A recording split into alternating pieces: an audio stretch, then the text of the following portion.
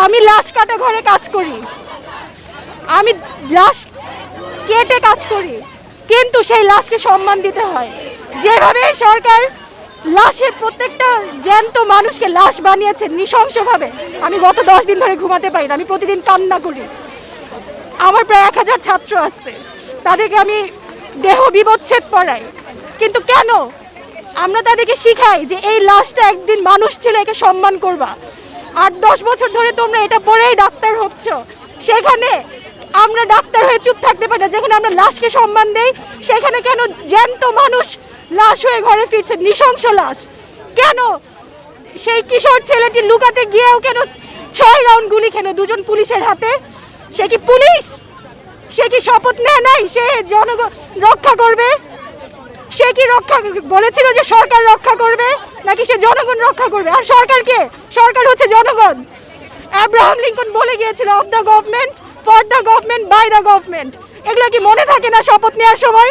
আমি প্রতিদিন কান্না করি। আরেকটা কথা বলতে চাই, আজকের এই আন্দোলনকে জনসাধারণ আছে। আমি 2008 সালে ডিসেম্বর মাসে এই সরকারকে ভোট দিয়েছিলাম, মিছিল করেছি এই সরকারের জন্য। এই কি আমার প্রতিদান?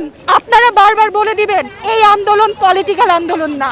হয়তো আজকের আন্দোলনকে বলবে উনি এই দল করেন, উনি সেই দল করেন, কিন্তু এখানে আসা 90% হচ্ছে সাধারণ ডাক্তার।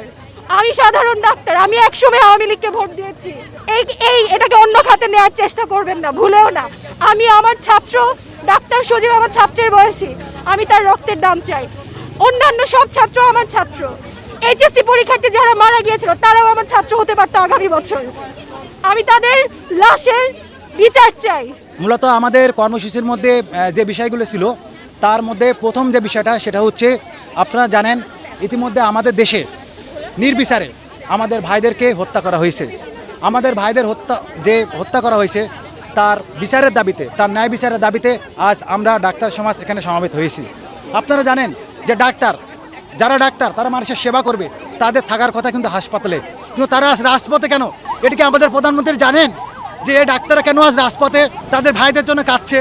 তাদের ভাইদের কেন হত্যা করা হলো তার বিচারের দাবিতে তারা আজকে এখানে। এবং আরও একটা কথা, যে আমার যে সমস্ত ভাইদেরকে গ্রেপ্তার করা হয়েছে তাদের অবিলম্বে আমরা মুক্তি চাই। দিন শেষে আমরা আসলে পেশেন্ট নিয়ে ডিল করি, যে কোনো ধরনের সিরিয়াস কেস থেকে শুরু করে নর্মাল কেস সব কিছু নিয়ে তো আমাদের ডিল করতে হয়। কিন্তু কোনো মৃত্যুই, যখন অস্বাভাবিক কোনো মৃত্যু আমাদের সামনে আসে বা আসতেছে, এগুলো মেনে নেওয়া যায় না।